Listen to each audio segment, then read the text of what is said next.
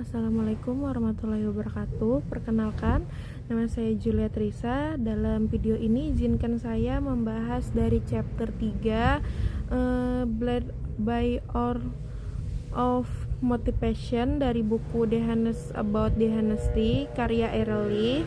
Nah, bab ini membahas bagaimana konflik kepentingan dan motivasi pribadi seringkali membutakan kita dari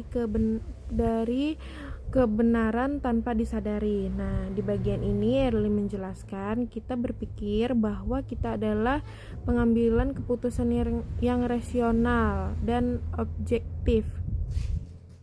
Namun ternyata dari motivasi pribadi ini mungkin ada ketentuan finansial yang bisa sangat mempengaruhi cara kita melihat sesuatu situasi secara tidak langsung. Nah, salah satunya contoh seperti kita ke klinik kecantikan. Nah, melihat ada sebuah jerawat, pasien disarankan untuk mengambil kayak paket-paket mahal gitu. Nah, namun kondisi seperti ini justru banyak yang tidak membutuhkan perawatan. Nah, tapi karena ada potensi menghasilkan prosedur tambahan, dokter bisa saja menyarankan perawatan yang sebenarnya tidak diperlukan, bukan karena telah dipengaruhi oleh konflik. Nah, seperti ini sering juga kita temukan di berbagai bidang, mulai dari keuangan, hukum, hingga jurnalis. Nah, masalahnya bukan pada niat buruknya, tetapi pada bagian kepentingan pribadi bisa berpengaruh tanpa kita sadari, bahwa bisa membuat kita merasa tidak bersikap adil, padahal sebenarnya yang terjadi sudah tidak netral. Nah, ini juga menyoroti solusi yang sering digunakan seperti pengungkapan konflik kepentingan yang tidak selalu efektif.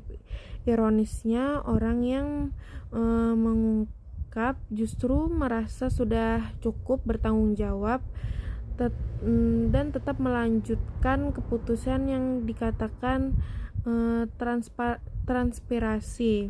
Nah, transpirasi saja tidak cukup sebagai solusi. Nah, Early menyarankan agar meminimalkan potensi konflik sejak awal. Nah, misalnya dengan memisahkan pemberian insentif atau kompensasi dari pengambilan keputusan utama itu. Nah, sebenarnya jauh lebih efektif daripada mengandalkan integrasi pribadi, karena manusia pada dasarnya rentan terhadap pengaruh tanpa sadar. Seperti kayak kesimpulan yang saya ambil pada bab ini, yaitu mengajak kita untuk sadar bahwa motivasi pribadi saja bisa menyesatkan kita tanpa kita sadari. Nah, itu pentingnya bagi kita tidak hanya mengenalkan niat baik, tapi menciptakan sistem yang mendukung perilaku etis. Ya, terima kasih dari saya. Maaf jika ada kata-kata yang kurang jelas atau terbata-bata. Saya akhiri. Wassalamualaikum warahmatullahi wabarakatuh.